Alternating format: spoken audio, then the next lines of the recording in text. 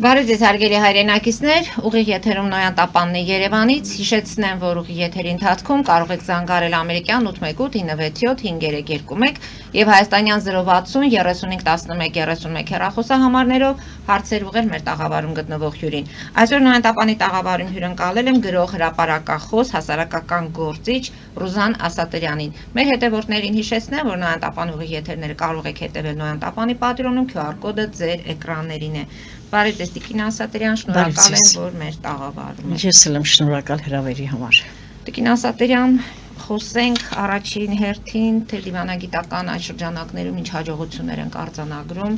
վերջին օրերին Դուշանբե,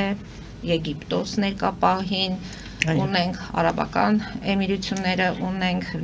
Նիկոլ Փաշինյանի այցերն են դրանք, զուգահեռ ունենք, որ Պաշտպանության նախարարը Վաշինգտոնում է, մի խոսքով ինչ է կատարվում այս ամենում, հետո ես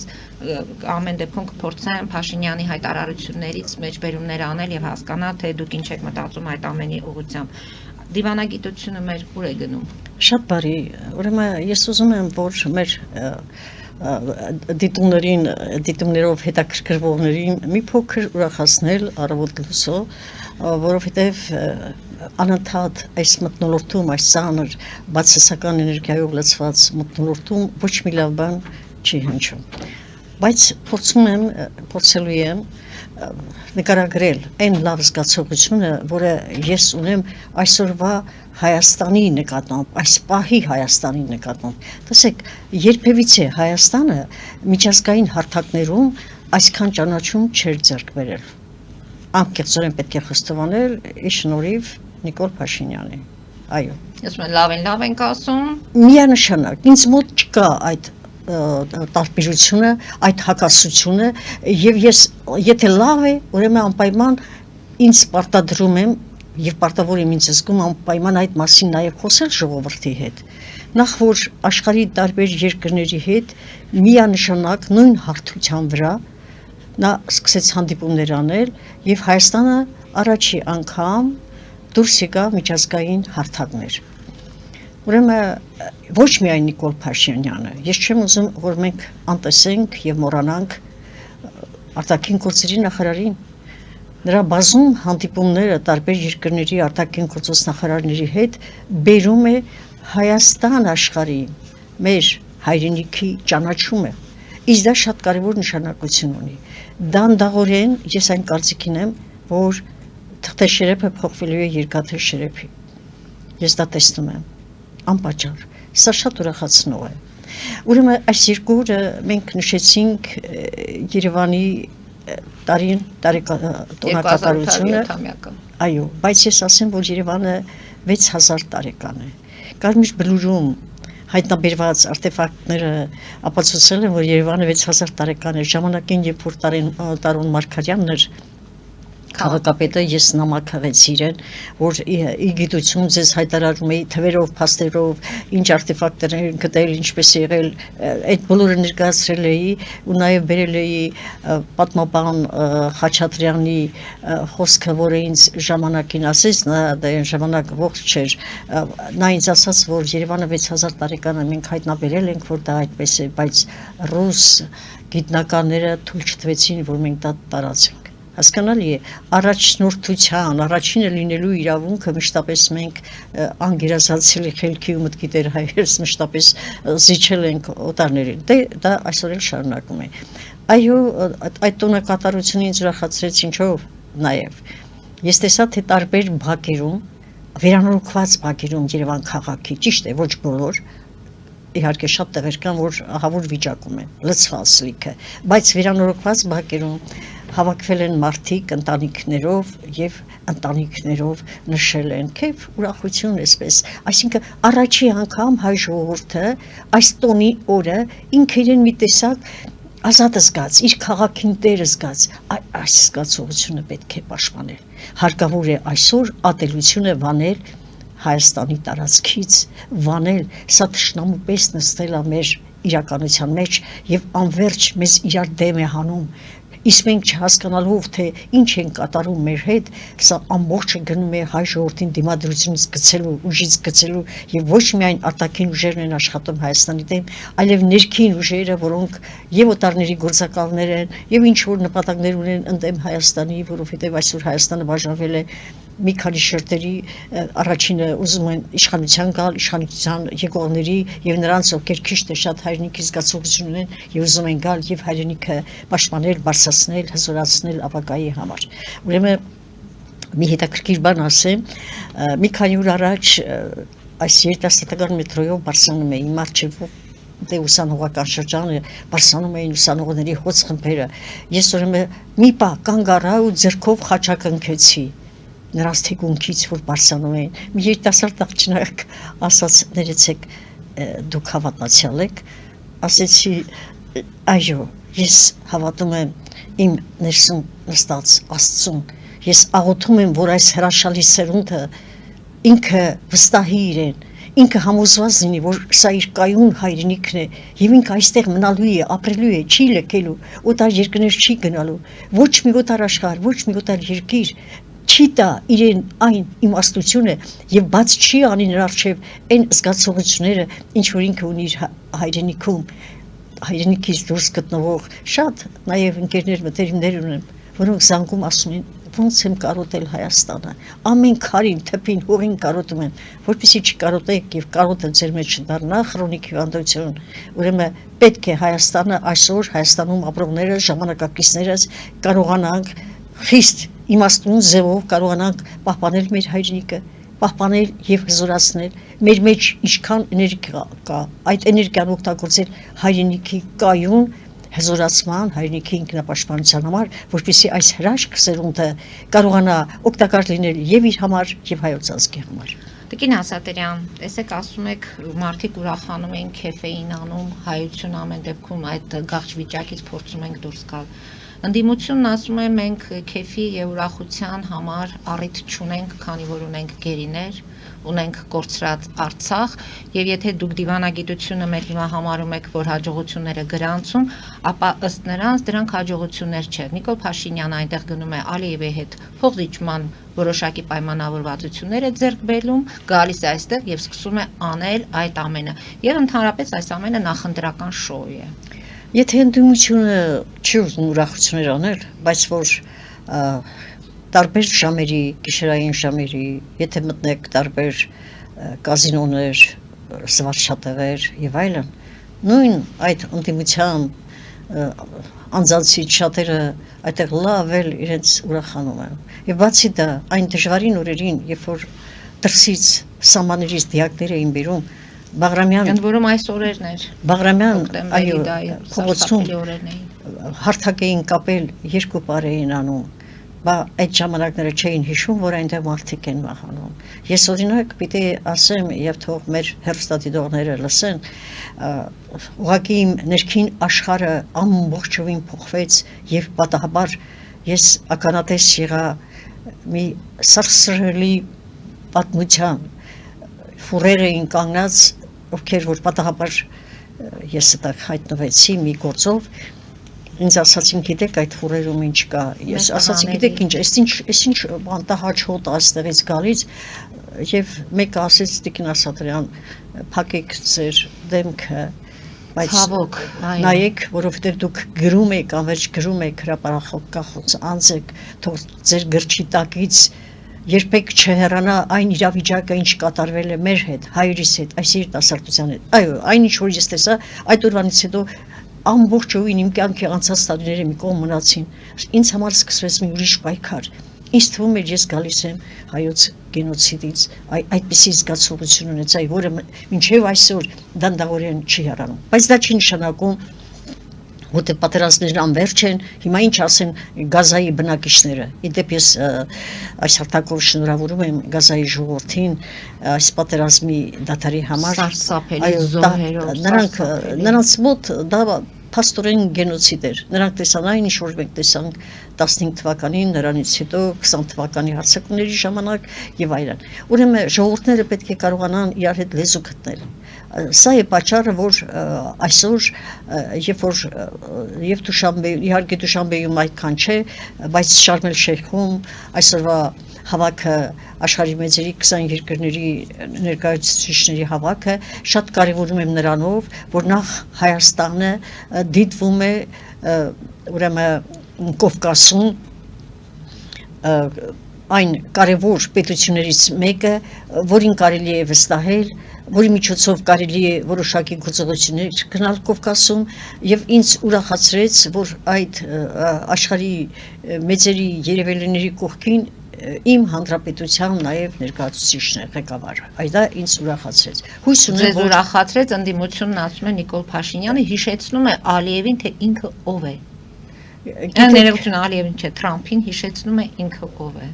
Ոչինչ, թող հիշեցնի, Թրամփը այնքան գործեր ունի, այնքան մեծ երկրի ղեկավար է, այնքան խոշոր բիզնեսների մեջ է, որ նրան երբեք նա կարող է երբեք չհիշեր։ Եկեք չմեղադրենք, մեծամեծ մարդիկ երբեմն չեն հիշում այն փոքր երկիրը, որը այսօր էլ ավելի փոքրացած է, բայց երբ որ նրա կողքինները նրան հիշեցնում են, օրինակ շատ կուզենայի, որ մեր գեղեցկուհի կինը աշխարհաճանաչ մեկ անգամ հանդիպում ունենար Թրամփի կնոջ հետ եւ ներկայացրեր Հայաստանը, Հայաստանի անցյալն ու ներկան, ասեր թե ինչպիսի երկիր է եղել Հայաստանը։ Ես կարծում եմ, որ նրա օգնականը Մարկո Ռոն, այո, որը Հայաստանի հետ բավականին բարեկամական հարաբերություններ ուներ, նա անպայման զեկուցել է Թրամփին, թե Հայաստանն ինչպիսի երկիր է։ Ինչ խոսք ասեն, որ ես վիրավորվեցի, երբ որ նա ոչ միայն անունը չկարողացավ ասել, այլև Հայաստանին Ալբանիա ասեց, թե ինչ ասեց, ես չգիտեմ, վայ Հայաստան ասեցի, եթե ողջ լիներ Տիգրան Մեծը պատկերացնում ես ինչ կասեր, կամ Պապ Թագավորը, երբ որ իր երկրի անունը շփոթեին իր հայրենիքի։ Բայց այդ նույն Թրամփը աշխարհով մեկ հիշեցնում է, որ այս տղաները արդեն որպես բարեկամներ են, գրկախառնվում են։ Ուրեմն նրա մտածելակերպը մեկ այլ տիպի գլոբալ մտածողություն է, նա բիզնեսմենի մտածողություն ունի։ Նա չի ուզում, որ աշխարհի այդ անկյունը, որը նավթի ու գազի հիմնավոր աղբյուր է, իդայով իրենց համար եւ հարցեր կա, Կովկասը շատ կարևոր բնակավայր է։ Տեսեք հիմա Չինաստանը իհարկե չէր մասնակցում այս գագաթաժողովին, բայց արդեն հրաման է արձակել, հրամաններ է տվել, որ թանկարժեք մետաղները արգելք է դրել, որ չվաճառեն ոչ Եվրոպային, ոչ էլ Ամերիկային։ Սա արդեն շատ բարդ է լինելու, որտեղ այդ բոլոր ներքին այդ բաները, ջիփերը, այդ բաները, այդ ամբողջը աշխատում են այդ փոքր մոդելների վրա, որոնք գալիս են Չինաստանից։ Փաստորեն միջազգային արենայում էլի բախում է երկու ուժերի միջև։ Միշտ այս կոնկուրենցիան, այս պայքարը մշտապես գնացել է իրականության մեջ եւ այսօր էլ կա։ Եվ դա գնում է նաեւ մեր ընդդիմության եւ իշխանության միջև։ Մշտապես նրանք, որ բոլոր ժամանակներում այդպես է եղել։ Միշտ էլ իշխանություն ժողովուրդ հարաբերության մեջ իշխանությունը համարվել է բացասական, ժողովուրդը մշտապես պահանջատեր։ Այսպես է, եւ դա պետք է հասկանան ու գիտակցեն։ Այստեղ խնդիրը մեկ այլ կարևոր հարցի շուրջ է։ Եթե բոլորը համախմբվեին միասին մեկ նպատակի համար, բոլորը գիտակցեին, բոլորը ասում են, եւ ընդդիմությունը եւ իշխանությունը, որ ամենակարևորը այսօր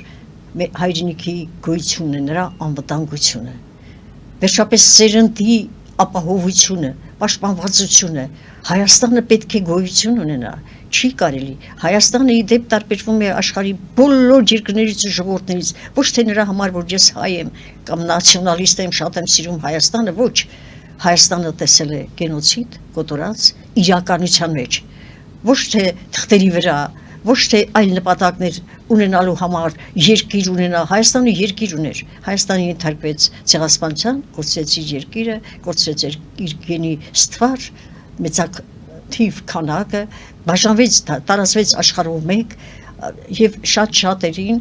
դուք գիտեք, որ այն ժամանակ ովքեր որ ողջ մնացին, նրանց տալիս էին թուրքական ազգանուններ, իսկ այն երեխաները, որոնք 3-4 տարեկաններին ունա Գյումրիի մանկատանը 20,000 երեխա մանուկներ կային, որբեր կային։ Ուրեմն նրանց ամերիկան տարավ եւ տվեցին այլ ազգաններ, այլ անուններ եւ այնքան տաղանդավոր մեր գենը այսօր դարձավ իրենց ժողովրդի համար աղբյուր, զարգացման աղբյուր, դրանք բոլորը ծառայեցին օտարներին, ոչ թե Հայաստանին։ Եվ դա տեսնում ենք այդ օտարների պարլամենտներում, տեսնում ենք հենց նախարարական կաբինետներում, բժիշկների մեջ, վիրահատությունների ժամանակ, տեղերի ստեղծման, օգտագործման,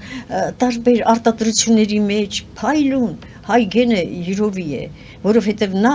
ծնված չի աշխարհում յուրաքանչյուր ազգ ունի իր առաքելությունը երկիր մոլորակի վրա։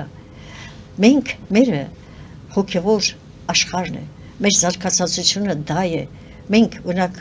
առաջին համաշխարհի ժամանակ մենք կորցրեցինք 40,000 մատյաններ։ Այսօր աշխարհում պահպանվել են նրանցից 25,000, ինչ ծանր ճանապարհներով մերոնք ձեռք բերեցին տարբեր մեծահարուստները ապրեն իրենք, գնում էին դրանք տարբեր ազգերից, մեծ գներով վաճառում էին, ովքեր որ չէին այրել, այսինքն հայը գրի ժողովուրդ է, գրի այսօր է, եւ մեր ամենաառաջին նպատակը մենք այսօր նավթ չունենք, որ նավթագծեր անցկացնենք, գազի խողովակներ անցկացնենք այլ երկրների համար եւ այլն։ Հայերին տրված է հոգեվոր զարգացումը եւ Հայաստանը այսօր այդ ճանապարհը արդեն ընտրել է։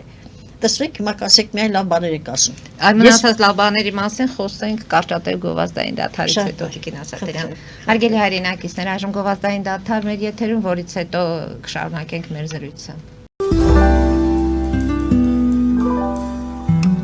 Ֆելիչե ժամանակակից ատամնաբուժական կլինիկա։ Այստեղ հարմարավետությունն ու խնամքն առաջնային են։ Այստեղ կիրառվում են ատամնաբուժական ամենաժամանակակից տեխնոլոգիաներ, ճշգրիտ ախտորոշում, արդյունավետ բուժում, նուրբ փորձառություն եւ անհատական մոտեցում։ Սկսած սովորական մանրուքներից մինչև առաջադեմ ընթացակարգեր, այստեղ դուք գտնվում եք բարձր որակավորում ունեցող եւ փորձառու ատամնաբուժական մասնագետների ձեռքերում։ Մեր բարեկամական եւ հյուրընկալ անձնակազմն այստեղ է յուրաքանչյուր այցը հաճելի դարձնելու համար։ Ֆելիչե,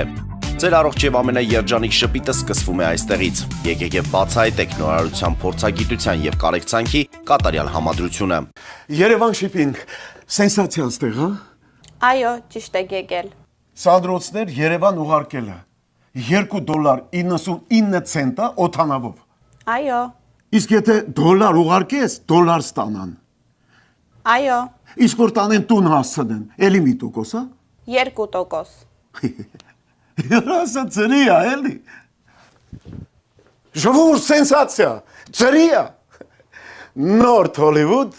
Գլենդել։ Ջաքփաթ հագուստի խանութը երկրորդ մասնաճյուղն է բացել Գլենդելի սրտում, որտեղ կարող եք ձեռք բերել եվրոպական եւ ամերիկյան ընտիր հագուստեղեն, կոշկեղեն, աքսեսուարներ, պայուսակներ ամենահարմար արժեքներով։ Նաեւ կարող եք ցանկացած ապրանք պատվիրել եւ ձեռք բերել կարճ ժամանակում։ Ջաքփաթի Գլենդելի հասցեն է 1135 North Pacific Avenue, հեռախոս 818 813 2252։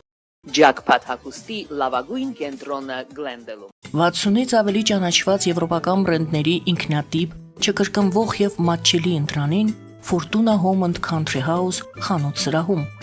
Նորավոճ սպասք եւ կահույք հորեկա բնագավառի համար, տեքստիլ տնտեսական ապրանքներ, ամեն ինչ գեղեցիկ կյանքի համար։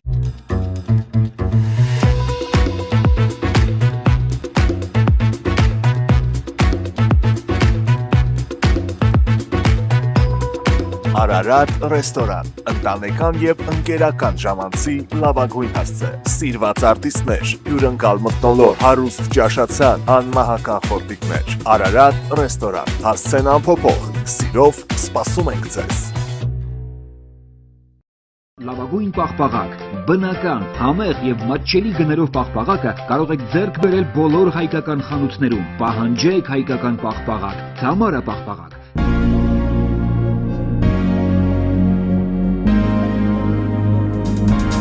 Տպագրեք ձեր գիրքը Նոյան տապան տպագրատանը, ինչպես նաև թերթեր, ամսագրեր, բուկլետներ եւ այլն։ Հասցեն քաղաք Երևան, Իսահակյան 28 առաջին հարկ։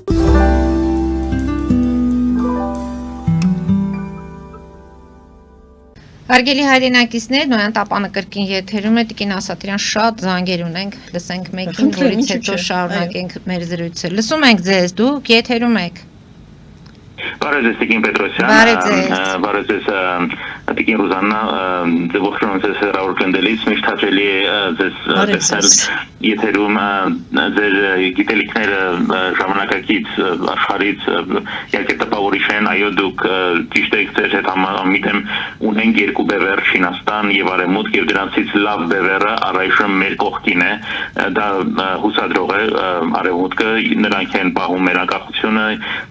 եւ ոչ մեր սիրունաշխերի համար, բայց իրենց շահերի համար, դա լավ է։ Բայց ես իմ հարցը ձեր մի ակնարկի մասին է, դուք տեսնում եք երկաթե շերեփ։ Կուզեի իմանալ, երբ Փաշինյանը կամ իշխանությունները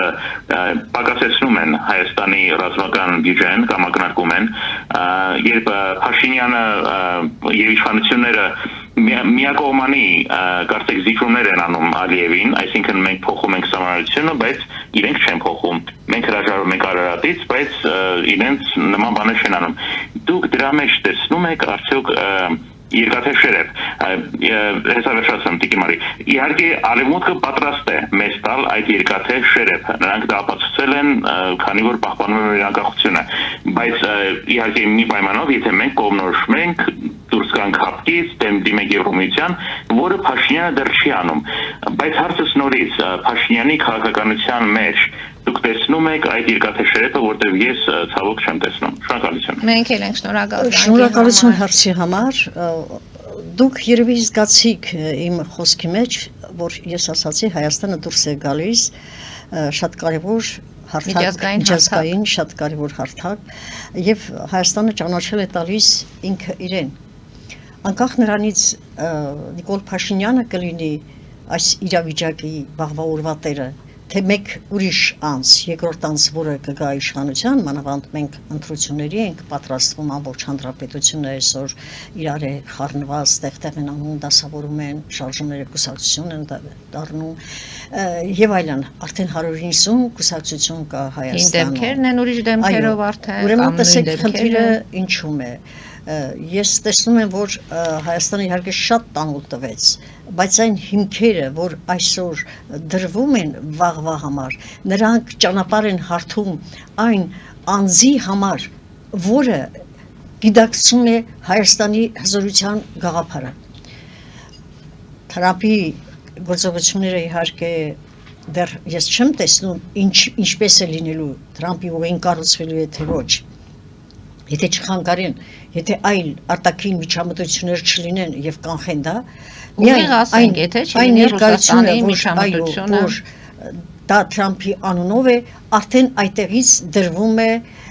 անվտանգության, սկսվում է անվտանգության ճանապարհը։ Սա առաջին, սա դեռ ոչինչ չկա։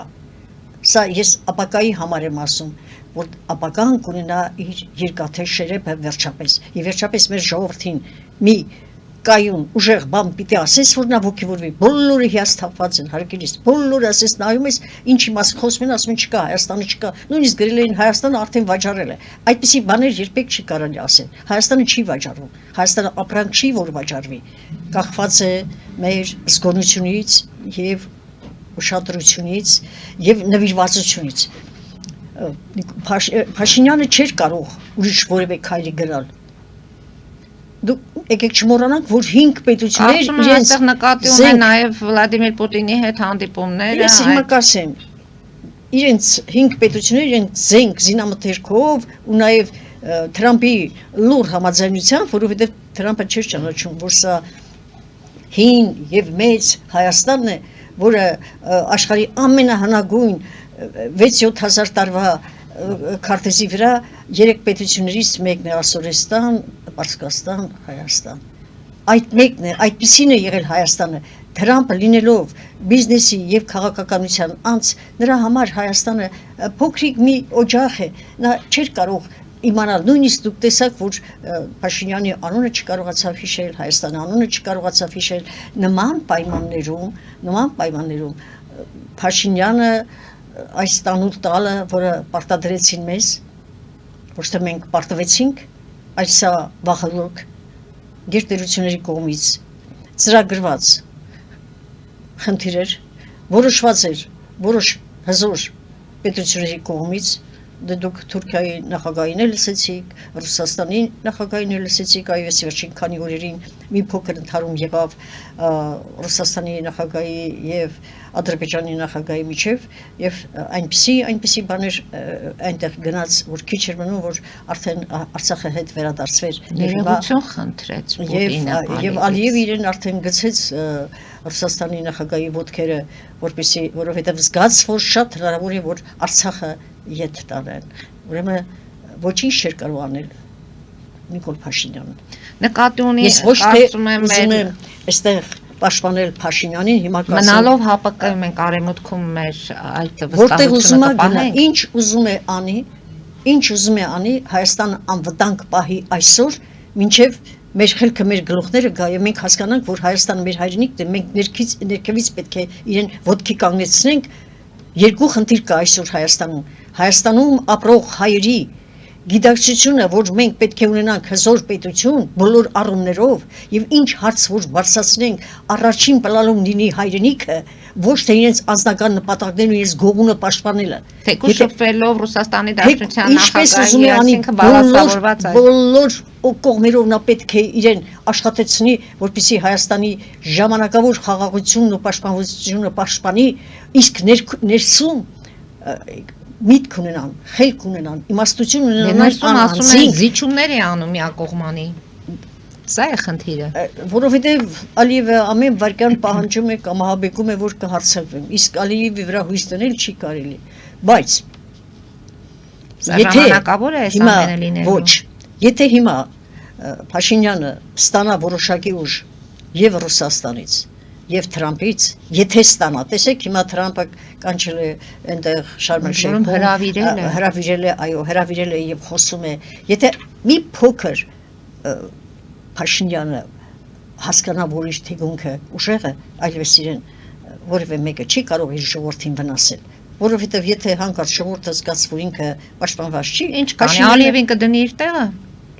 Ով Փաշինյանը։ Ալիևին ոչ միայն մի անգամ փորձեց։ Այո, փորձեց։ Ալիևին ոչ միայն իր տեղը կդնի,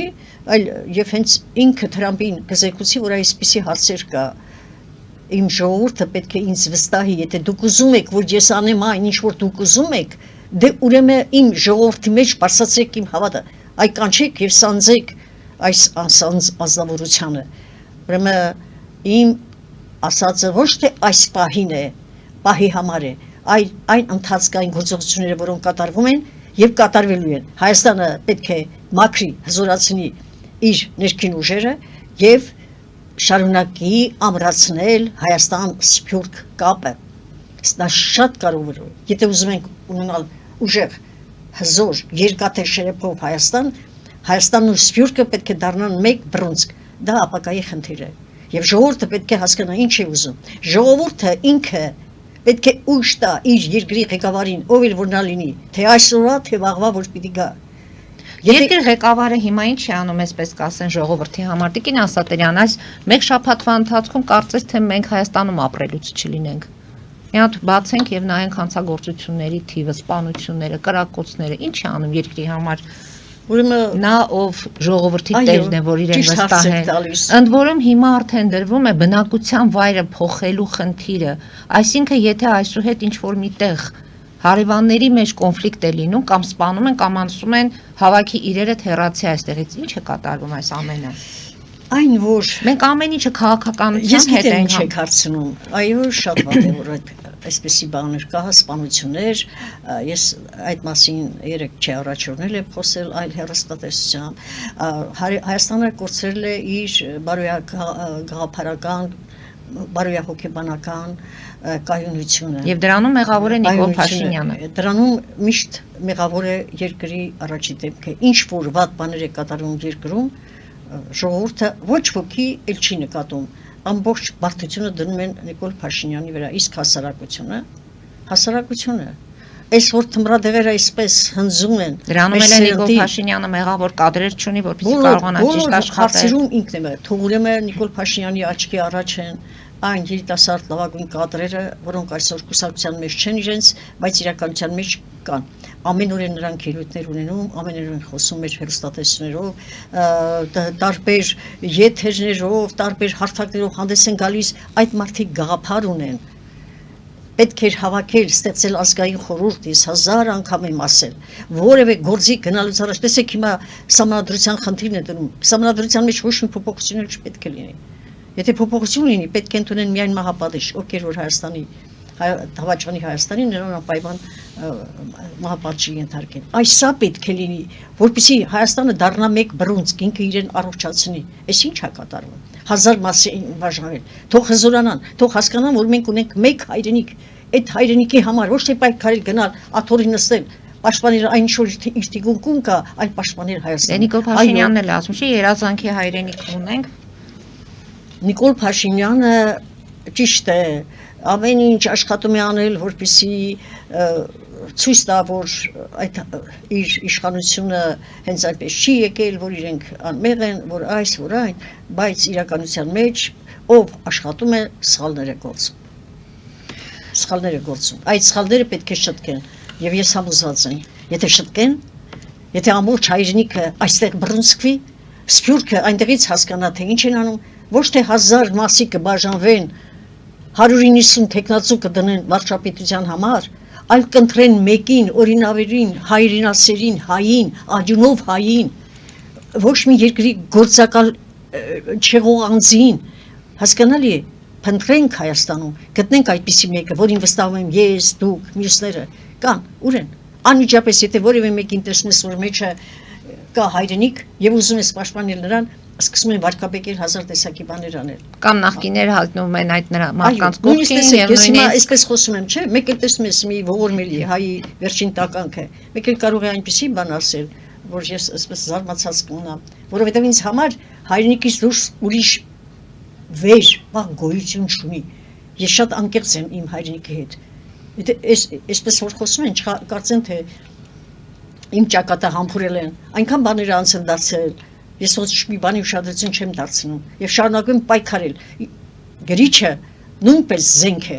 լավ դուք գիտեք, իսկ ես իմ զենքով միշտ պայքարի առաջակազմած եմ եղել եւ տեսնում եմ վաղվա ապագան։ Այո, Հայաստանը հզորանալու է։ Ումով ենք հզորանալու, եթե այսպես շարունակվի իրար հանդեպ այս ատելությունը, իրար հաշվեհարդար տեսնելը։ Մենք ներքին ինքնակառավարման մի հատուկ մոդել ձև հայերս երբեք հունից դուրս չեն գա այն մակարդակի, այն աստիճանի, որ վտանգենք մեր հայրենիքը։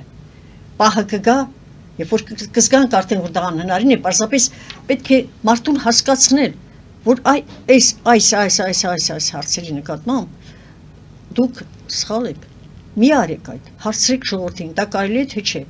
Նույնիսկ ինձ գրել էին, թե դուք ուզում եք որ պատերազմ լինի, երբ որ ես առարկեցի, ասեցի այդ Թրամփի ուղին թող որոտար մարդիկ չկառուցեն, որովհետև վաղը մի սուր ասված գիտի մեկը մյուսին կվաճառի, ոնց որ մեր հանքերն են այսօր վաճառել օֆշորներին ու տարբեր մարդկանց։ Ինձ ասացին, որ պատերազմ որ եղավ, ով է գնալու պատերազմի, մենք այդքան զոհեր տվեցինք, հիմա էլի ուզում եք զոհեր տանք։ Պատկերացնում եք ինձ այդպեսի բան են ասում։ Ոչ, ես չեմ ուզում զոհեր տանք։ Բայց որ վաղը մի սուր մի բան լինի, ով է կանգնելու հայրենիքի փրկության։ Նիկոլ Փաշինյանը ասում է 1 տարի 7 ամիս է մենք զինվոր չունենք, Փառք Աստծո, սահմանի չի մահանում։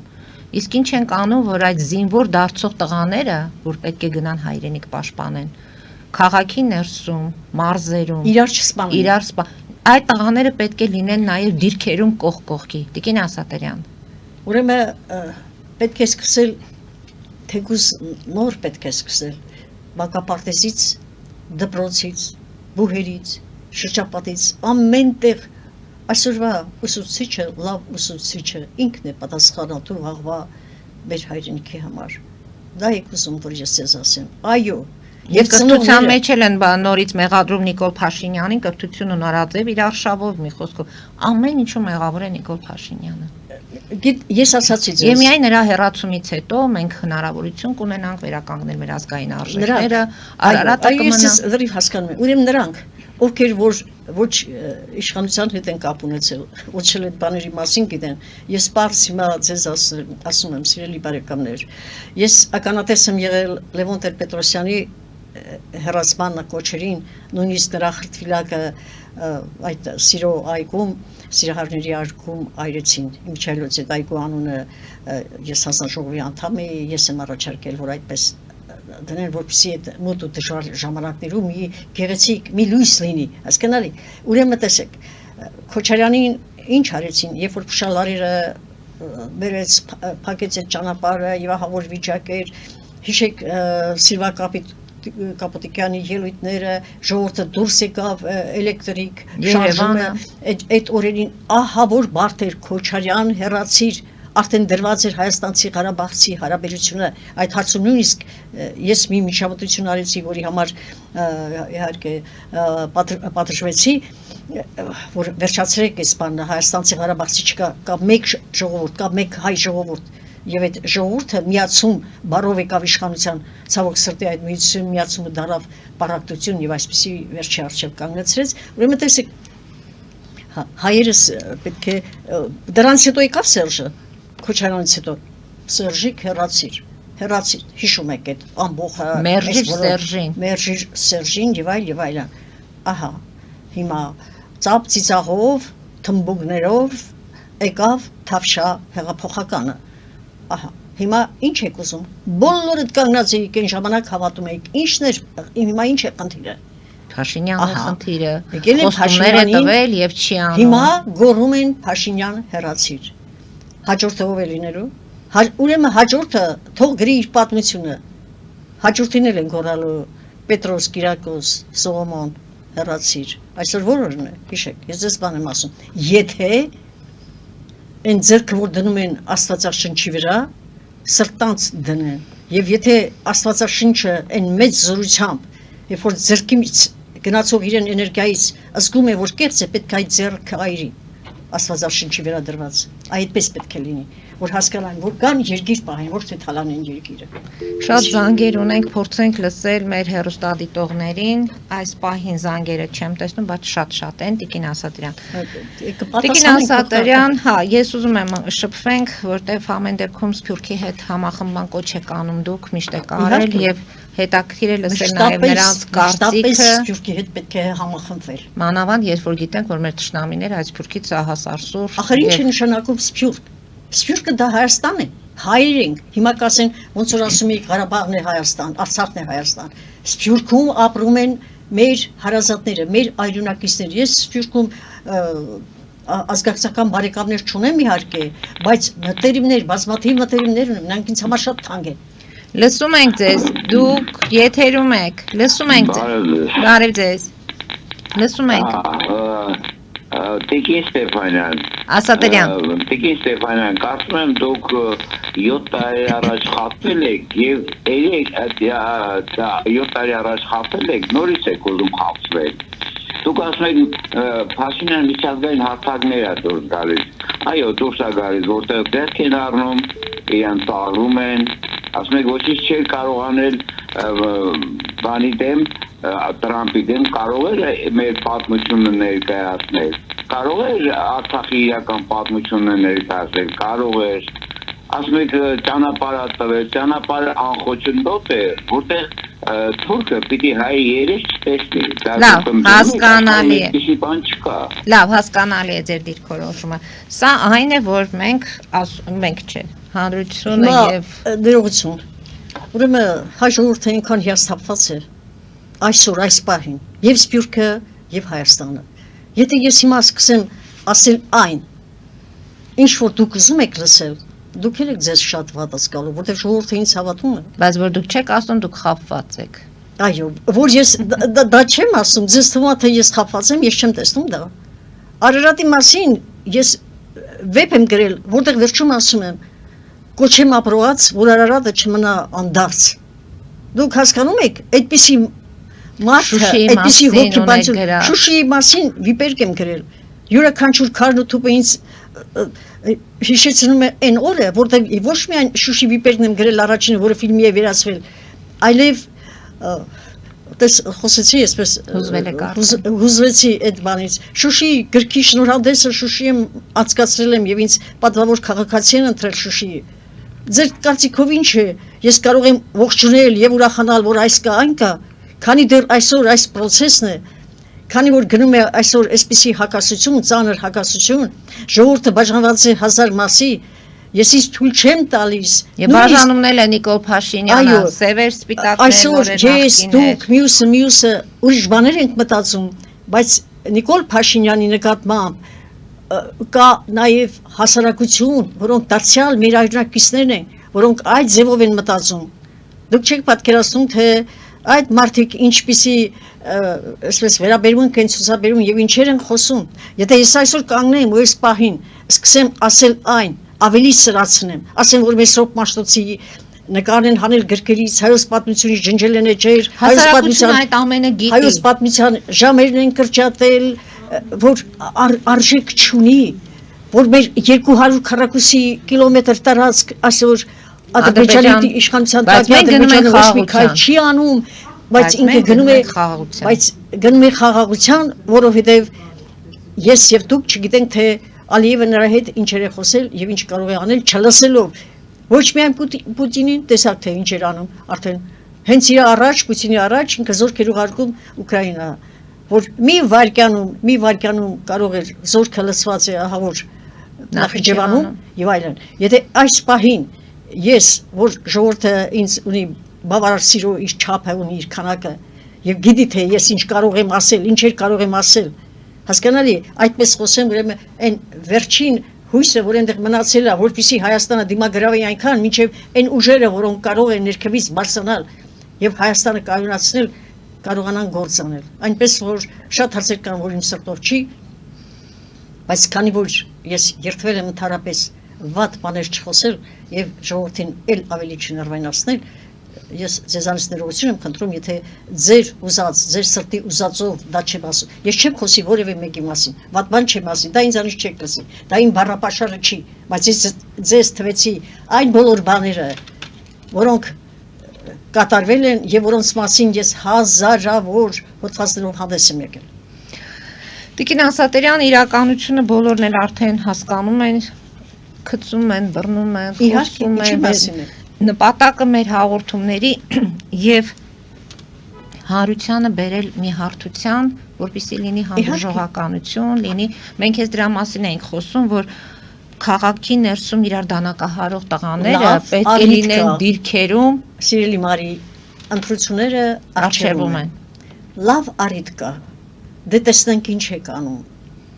Եվ ովքեր են լինելու քննածուները։ Այսքան իրադարձություններ, որ կատարվեցին, Հայաստանը փոքրացավ։ Եթե ես հայտարարում եմ, որ Հայաստանը գրպանի նկար չի կարելի դնել գրպանը փոքրացնել, Հայաստանը հզորանալու է, հզոր երկիր է, նույնիսկ այդպես չպետք է արվի։ Հազար ու մի բան, դուք ինձ ուզում եք, որ ես այստեղից ինչպիսի կոչեր անեմ, ոնց ասեմ, ազգակործան, որ իրար դեմ դուրս գան, առանցնել, ժողովուրդը պետք է հասկանա գոնե թեկուզ այս պահին, թեկուզ 3 ամիս է մնացել, թե 6 ամիս, եթե ժողովուրդը զգաց, որ իր պետությունը, իր երկիրը գլուխ չունի, այսպես փողոցներում օրական մեկ-մեկին խփի։ Պետք է հասկանա, որ կա ուժ, կա թեկուզ այդ ուժը իրենց ուզածը չի, իրենց ցանկացածը չի, իրենց երազածը չի, բայց դա ուժը եւ այսօր Հայաստանի գլխին է նստած։ Ուրեմն պետք է հասկանա ժողովուրդը, որ կա եւ որպեսզի կարողանա զսպվի, այդ զսպվածությանն եմ ես կոչանում ժողովրդին։ Սա է պատճառը, որ իմ բարձր գիտակցությունը ինձ թույլ չի տալիս, որ ես բաց անեմ եւ ժողովրդի առջեւ փռեմ Հայաստանի Հանրապետության սպիտակերենը։ Մենք զանգ ունենք, լսենք հեռուստադիտում։ Իդեպ այս զանգը չեմ կարողանում վերցնել։ Տիկին Ասատերյան, քանի որ խոսում ենք ընդհանուր իրավիճակից, խոսեցինք սպանություններից, ջրականի նորակոչիկների 5-րդ գումարտակի հրամանատարը Իշխան Վահանյանը 16 տարի ազատազրկման դատապարտվեց։ Ինչու՞։ Ծնողները դեմ են, ծնողները ավելի խիստ պատիժ էին ակնկալում։ Ինչի համար։ Ջրականի տղաները, նորակոչիկները, ամբողջ տղաները 300 հոգի պատերազմի ժամանակ, որ մնացին, այսպես ասած, առանց հրամանատարի եւ ոմանք զոհվեցին, ոմանք անհետ կորան, ոմանք մի խոսքով Արդյոք 16 տարի ազատազրկումը դա այն պատիժը չէ, որ ինչու ծնողները չեն համաձայնվում։ Ավելի խիստ պատիժ ասածը դա որը պետք է լինի։ Ավելի խիստ պատիժը գնդակահարությունն է, ուրիշ ոչինչ։ Ես ավելի խիստ պատիժ չեմ տեսնում այն անձի համար, ավելի մեծ պատիժ, օրինակ Նայիրի Հունանյանին ինչու են պահում։ Ինչու են պահում։ Հասկանալի, եթե պահում են,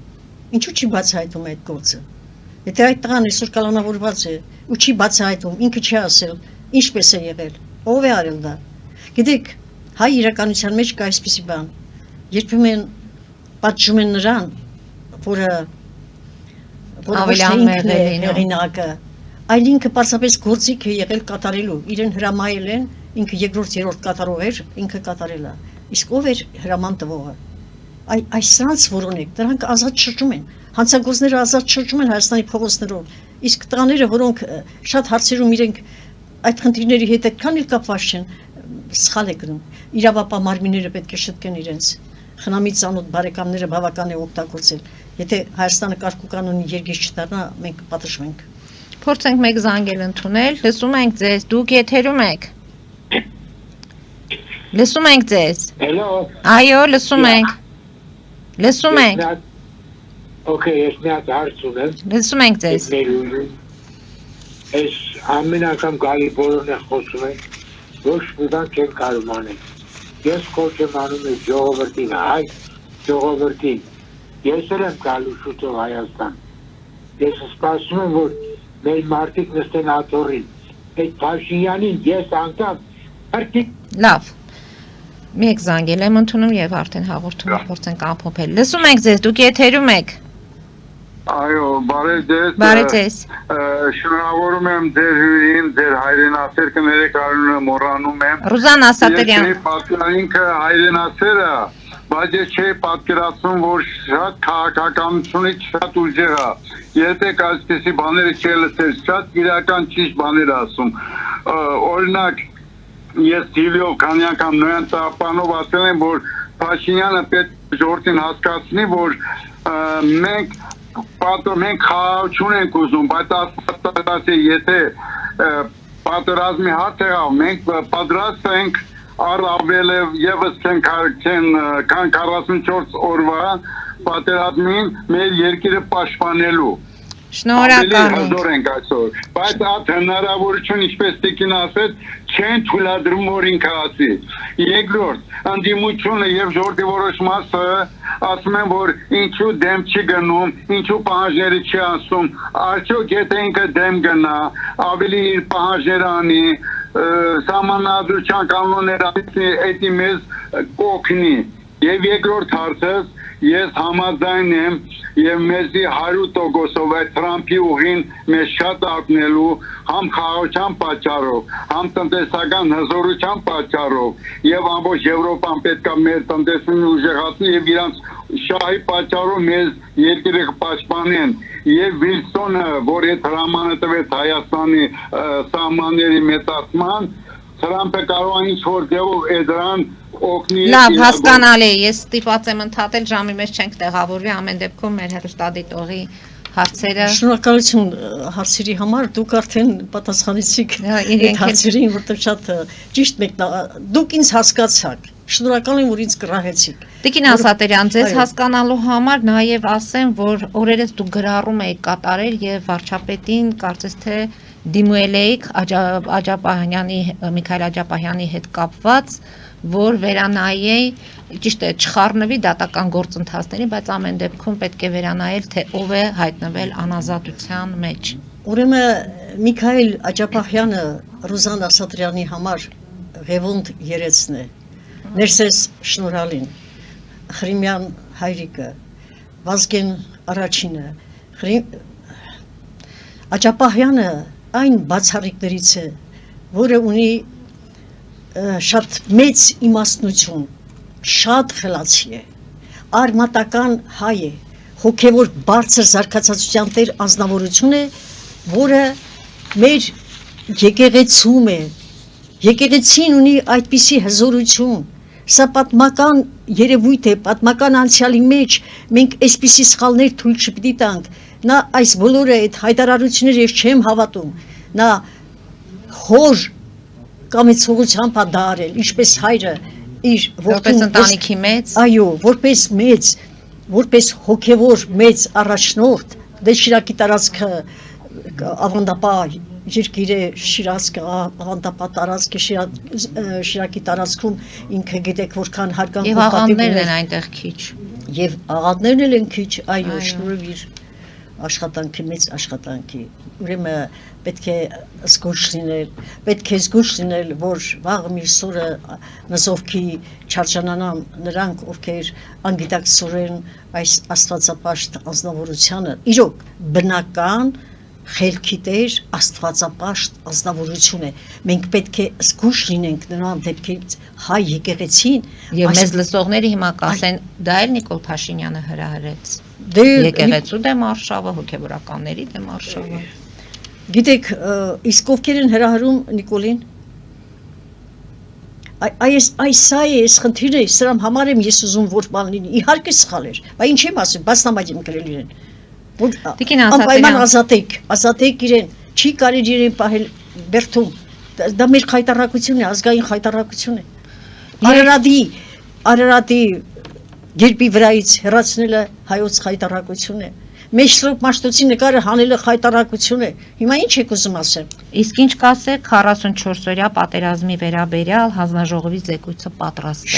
Շատ վատ։ Այն հրաժարվում են ներկայացնել շատ վատ, շատ դժգոհ եմ։ Ինչու չի բացահայտվում, որ բացահայտվեց հայ ժողովուրդը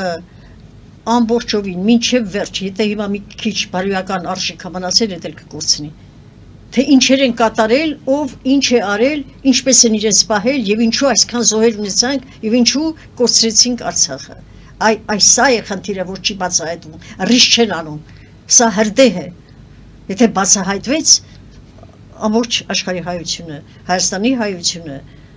այ ոչ թե այստեղ փողոցներում կամ շաբաթը մեկ կսպանեն, այլ այդ սպանությունները ամենտեղ կլինի։ Քաղաքացիական պատերազմի կվերածվի, դրա համար լռել են այսօր, մինչև տեսնեն ինչպես կգապահը կբացահայտվի, այդպես չի մնա, որտեղ ժողովուրդը բոլորը գիտեն։ Փաստորեն զեկույցը պատրաստ է, այն մնում է միայն հանրայնացնել։ Հայտնվել են մարդիկ, որոնք տարբեր առիթներով բացահայտումներ են անում։ Ես սոցցանցերում կարդացի ու ասացի, այո, ուրեմն այս նյութերից այնտեղ էլ կա, այս որ սրանք խոսում են գրում են, բայց չի որ այնտեղ կոնկրետ հետաքննությունը այդ ամեն ինչին տեղակ են։ Խայտառակ ձևով է վերաբերվել Արցախի հետ։ Արցախը ուղղակի փուրը տվեցին։ Այո, լուրջ եմ ասում։ Արցախը երբեք չէր հանձնվի, այդքան զենք ու զրահ ունեցող երկիրը, այդպես հերոսական երկիրը, այդքան 9 ամիս բլոկադայի մեջ մնացող երկիրը, որը կարողացավ դիմանալ, Արցախը չէր պարտվի։ Մի կողմից Ռուսաստանի անփուդությունն ու ադրբեջանական ամետությունը, մյուս կողմից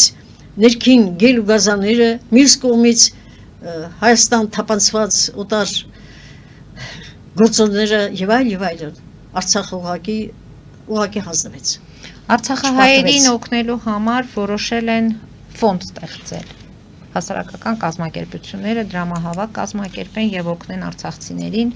ովքեր բնակարանի հետ խնդիր ունեն, վարձերը չեն կարողանում վճարել։ Շատ ճիշտ են արել, որ այդ ֆոնդը ստեղծել են։ Այդ ֆոնդի հոգապարծությունների խորհրդի մեջ թող ընդգրկեն այն բոլոր արցախցիներին, որոնք Արցախի բանկերի ողջ հարստությունը տեղափոխեցին Հայաստան կամ այլ պետությունների բանկեր, որոնք Դրամբոնի եւ մյուս այն մի հանքի անունը ինչպես էր մեկն էլ կար, ոչ միայն Դրամբոնի, այդ հանքերի ոսկիները բոլորը իրենց հովարեցին, որոնք այն 400 կիլոգրամ ոսկին, որոնք Մարտակերտի տարածքում կարծեն ասացին, պահել են եւ հետագայում հանձնել թուրքերին եւ այլն։ Ուրեմն այդ անձինք այսօր կան, ազատ են, շրջում են, թող այդ մարդկանց, եթե մի դույզնինչ հոգացավություն կա նրանց մեջ, իրենց հայր կոծրած հայրենիքի ծննդավայրի եւ հայրենակիցների նկատմամբ թող հոգաբարձուների խորհրդի մեջ ընդգրկեն եւ պահանջեն գումարներ փոխանցել ու իսկապես կարողանան օգնել իրենց հայրենակիցներին, մինչեւ օրը կգա բարին հետը Արցախը հետ կվերցնենք։ Շնորհակալություն եմ հայտնում Տիկին Ասատրյան այսօրվա հաճելի զրույցի համար։ Ինչպես միշտ ձեր թե գրիչը, թե խոսքը դա միասնության կոչ է, դա հանդուրժողականության կոչ է եւ կարող է դուք այստեղից մերձավանցիներին ինչ որ մի